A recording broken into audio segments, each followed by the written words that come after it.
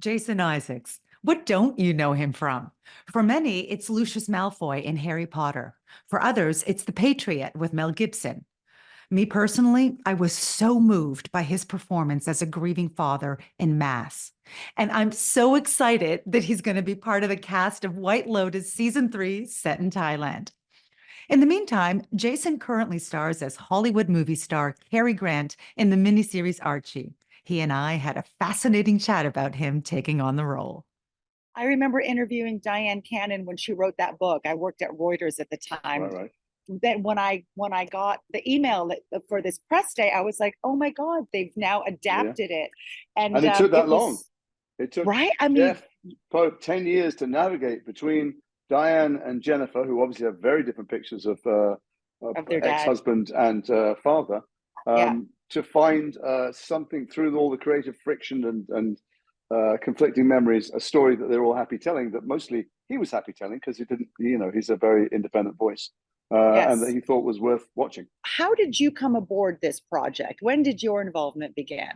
God, I mean, a couple of years ago, I suppose. I found out that something was happening. I was offered the job, and I immediately thought, absolutely not. Who would be moronic enough to try and play Cary Grant? But then I saw that it was written by Jeff Pope, and Jeff Pope is a man I've admired for a long time.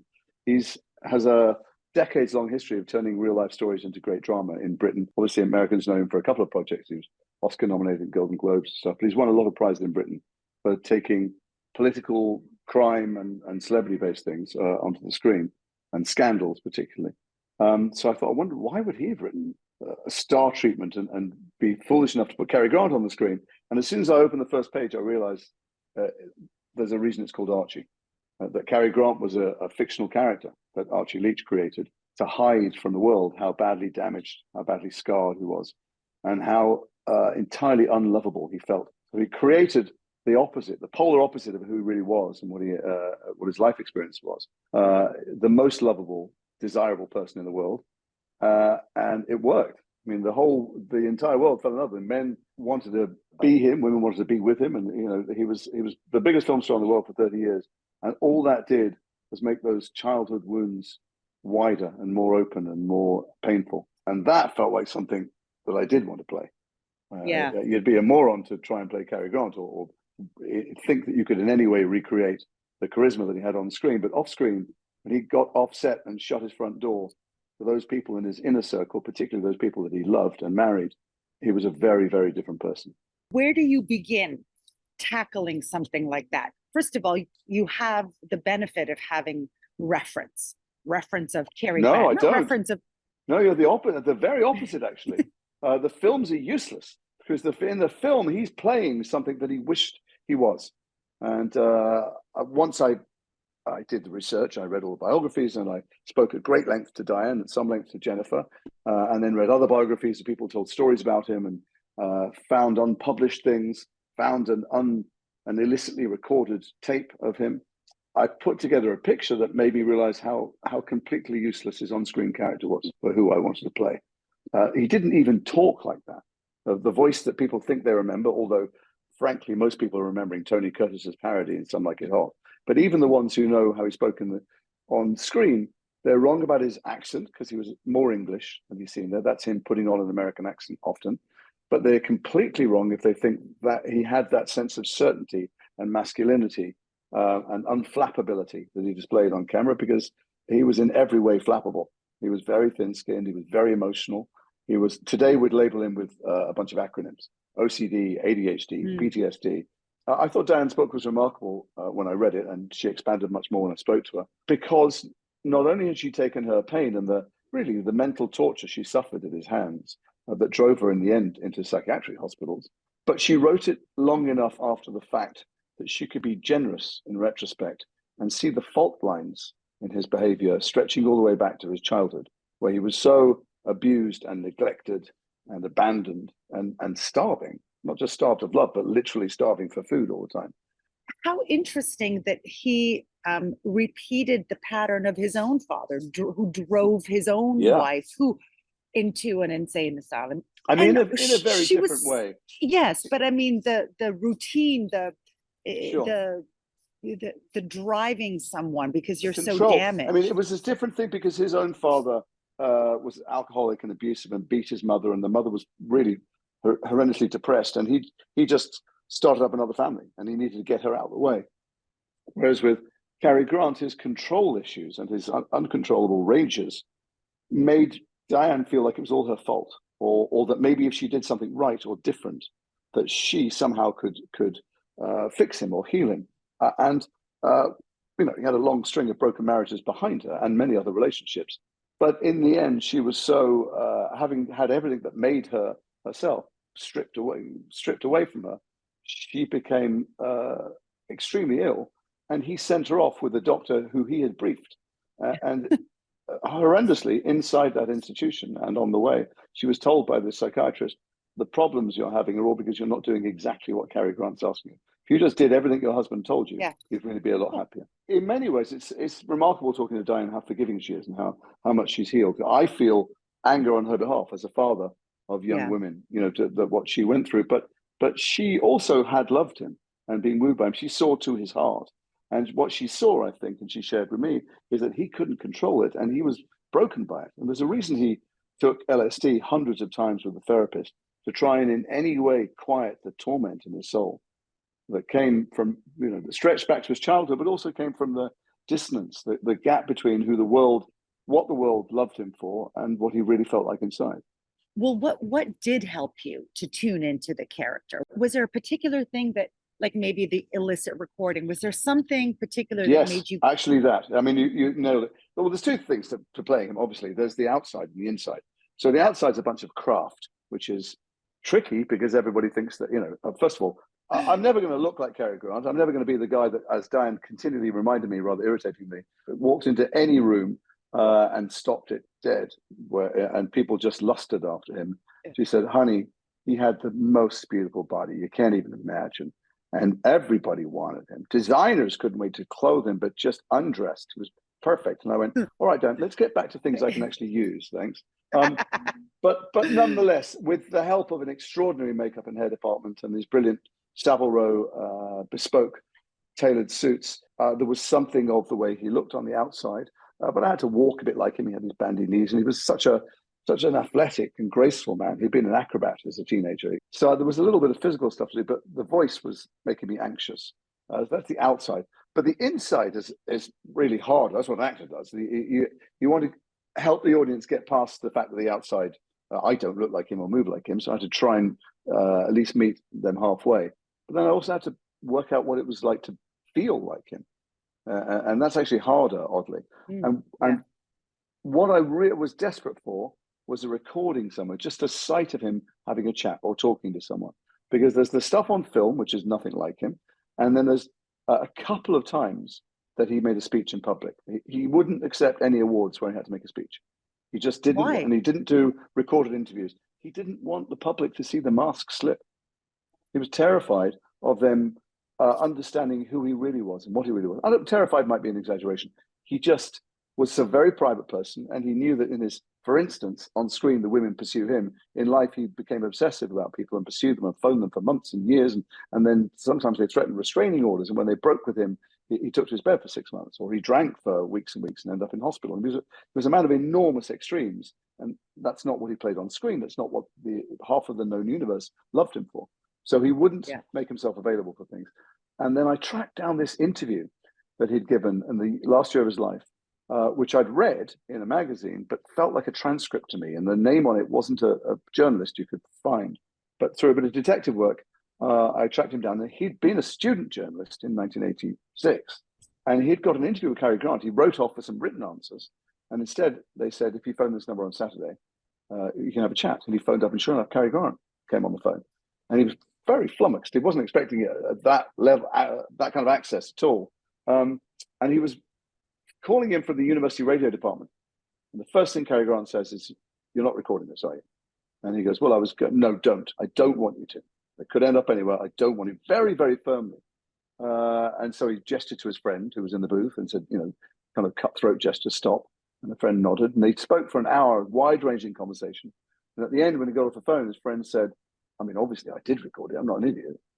And when I first found him, I said, "You recorded it, didn't you?" And he denied it for a while. And I said, it's obviously a transcript. You must have recorded it." And he said, "Why are you asking?" And I explained who I was and what I wanted it for.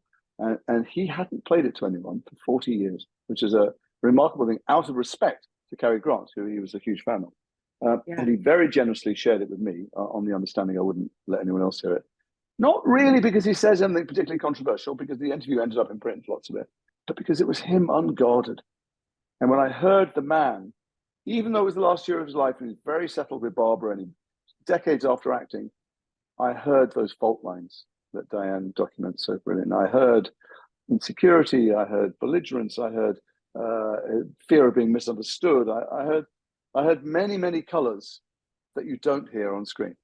And that was really the last kind of piece of the jigsaw. I thought, okay, I'm ready to jump in now. Still a very anxious day. The first day I went to set and had to speak, but I thought, okay, I've heard Archie. Everybody else has heard Cary, but I've heard Archie. Wow. And what do you glean of that? Well, I can't distill it. What I learned takes 4 hours to watch, and I can't separate it from the things I thought I understood about him emotionally and psychologically from all the other work that I did. But I think that he felt entirely unlovable because that's an intelligent, objective assessment. He was unloved. Nobody loved him. His mother was incapable of it. His father was indifferent to him. His grandmother was incredibly abusive to him. But he learned that he was pretty, and he used that. And when he was in New York, he was a male escort we know for society women, but we don't know for who paid him. He was desperate. A lot of his life, he was hungry. Genuinely would do anything for a roof over his head and food in his belly, which played through, by the way, to the fact that he always finished not only his own meal, but everyone else's meal around him. When he was an enormously wealthy man, had big parties, if there's food left from breakfast, he'd wrap it all up. If Jennifer ever threw away a quarter of an apple or something, he'd retrieve it from the bin. He couldn't bear waste. He cut the buttons off his shirts when he was the world's tailors, sent him free shirts every day when they were old, so they could reuse them. So this is a rambling answer to what did I think I hear. I think I heard that childhood in him. I think I heard that he had a lot of money and tremendous amount of comfort, and yet there was some part of him that was struggling to reconcile what the world thought he was and what he needed. Because when he made the whole world love him, he still didn't feel lovable, worthy of it.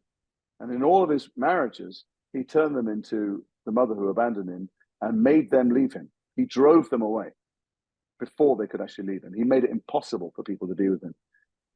My understanding of him is that when Jennifer came along, when his daughter was born, for the first time, he was able to love someone in an uncomplicated way and not want something back from them. A broken person, an addict, wants more love than anyone can ever give them. But with a child, the love goes outwards. And I think Jennifer was the beginning of a lengthy process by which he found peace. Don't you think that his story, in some respects, is almost like a classic, typical story of how Hollywood was founded back then? I mean, Marilyn Monroe was broken, came into looking for this. I don't really, because I know so many people who are not in the entertainment industry whose lives are damaged by the scars from their childhood that they never managed to heal. You don't have to be in Hollywood. Is it the Jesuits that say, "Give me the child before they're 7 and I'll show you the man"? So the fact is there's some broken people in Hollywood. There's broken people working in my local greengrocers as well, in supermarket. And their personal relationships and their own personal serenity is destroyed if they don't manage to find ways to heal those scars from the past and break the chains for the future.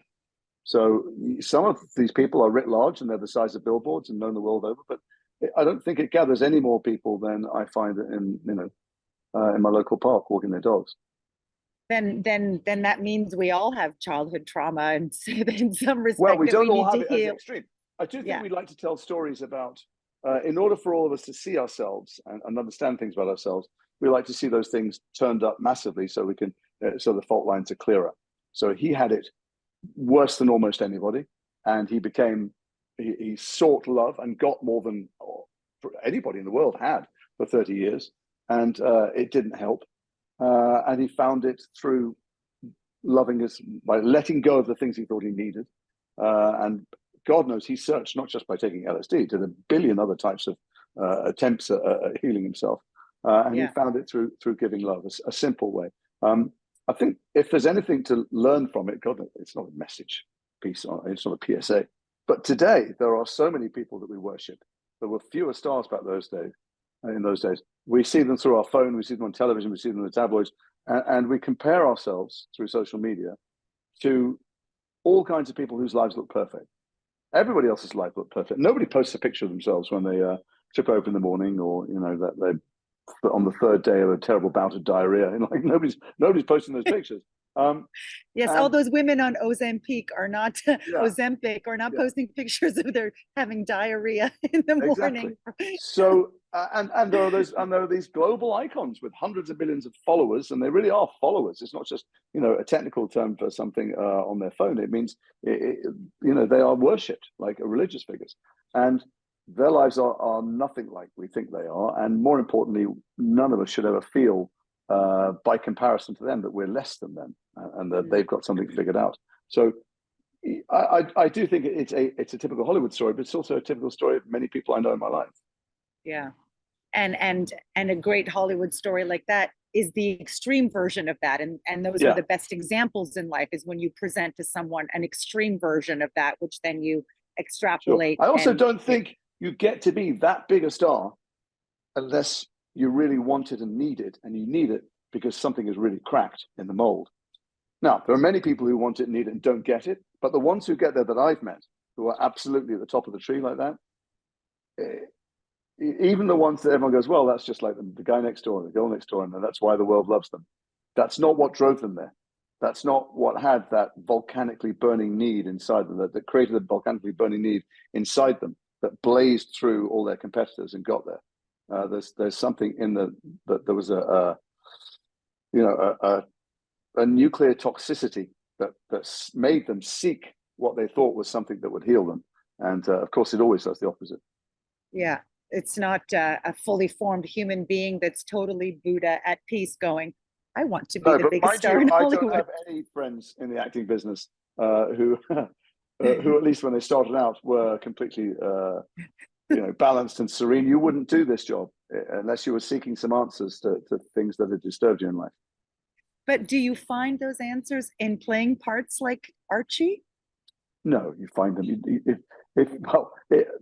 As with Cary Grant, if you're looking for answers, if you're looking to fill that hole inside yourself with other people's love, you're really fucked. But I think I have found and understood an awful lot about who and how I am and how I can be me better by walking in other people's shoes, definitely. It's one of the reasons I think that schools get their syllabuses completely wrong. We're still concentrating on an agenda from the Victorian age when they were looking for clerks in factories, and kids don't spend anywhere near enough time exploring the human condition, how to listen, how to react, maybe role play and understanding, creating empathy and sympathy through drama and the arts. That's why the arts are so important. But also, speaking of antiquated ways of schooling, they also don't teach kids how to run businesses. They teach kids how to be worker bees, how to work. Well, that's true. And so, how to be an entrepreneur, how to be in the real world with very little skills. Taught how to be in the real world. Yeah. Are there any biographies? Because I consider this miniseries a biopic. To an extent, I mean, yes and no. I mean, I understand why you would say that, and I can't think of any other way to describe it. But the man lived to be 82 years old, and almost any week of his life could make 10 hours of good television.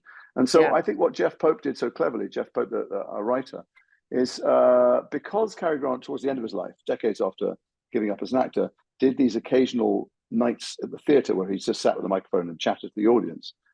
And because he had a stroke near the end of his life, he's created this framing device, which means maybe you're not really watching him on stage aged 80. Maybe this is the fever dream of a man in the last throes of, close to death, who's recalling just some of the pivotal salient points of his life, which is why characters from his past appear in the audience or walk across the stage. And so it saved the audience and us, the creators, from having to do a this, then this, then this chronological story, because he had 5 marriages, he had other big relationships, he had a big career and many, many shifts. And Jeff just found a bit that he wanted to focus on, this bit where his daughter came along, how he found and wooed Diane and had a daughter. Also, but wouldn't him being on stage make him give that facade to a chance to crack that he so feared doing, you know?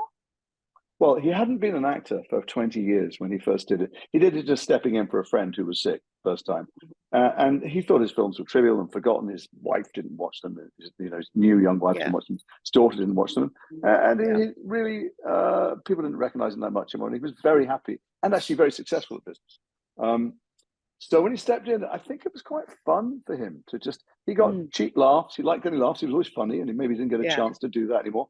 And he was a bit thrilled that quite a lot of people did remember him. He was surprised how many people remember him.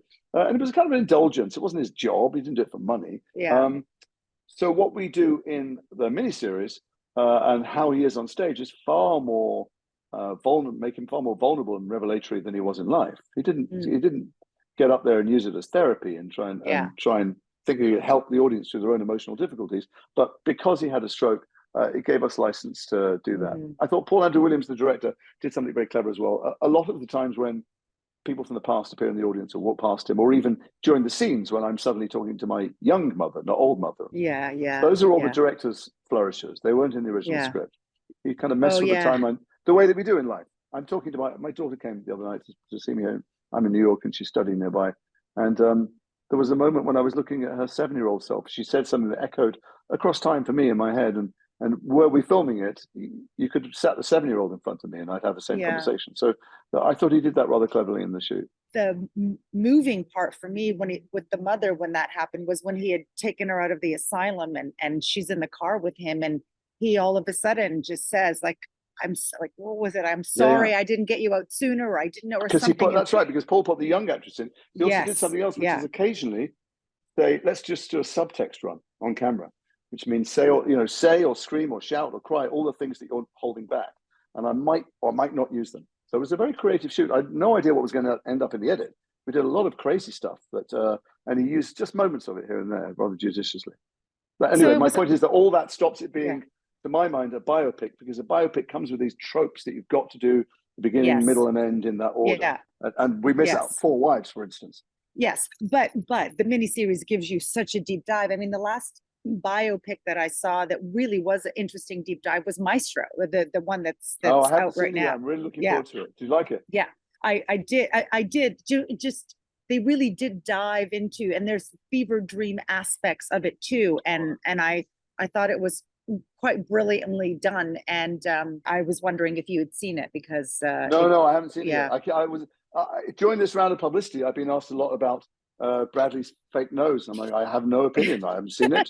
I was also asked about whether non-Jewish actors can play Jewish people. I'm like, absolutely, because I'm Jewish, and I hope to God I don't only play Jewish people in the future. So anybody can play anything if they get away with it and make it good. That's the simple rule. That's one of the reasons you get into acting, right? Because you could sure. I didn't want to play myself. In fact, the very opposite.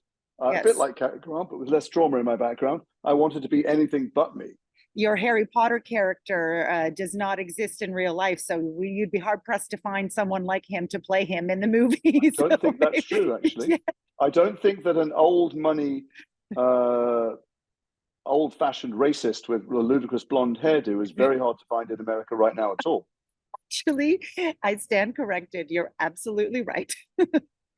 I meant in that fantastical world. I know, but it's a very thinly disguised analogy for bigotry and the rise of the right and Nazism. And Lucius Malfoy is right in there as a craven, cowardly bully with absurd blonde hair. It's almost like Joe had a portal into the future in the 2016 presidential election. No, you're absolutely right on that. We're living in just really terrible times. Terrible times in so many ways. I mean, they are horrendous times. Is it that we know and we watch daily news of it and we're aware of everything, and those of us who are empathetic or sympathetic can picture ourselves there more than previously? Was there as much death and destruction and war? Are the weapons bigger?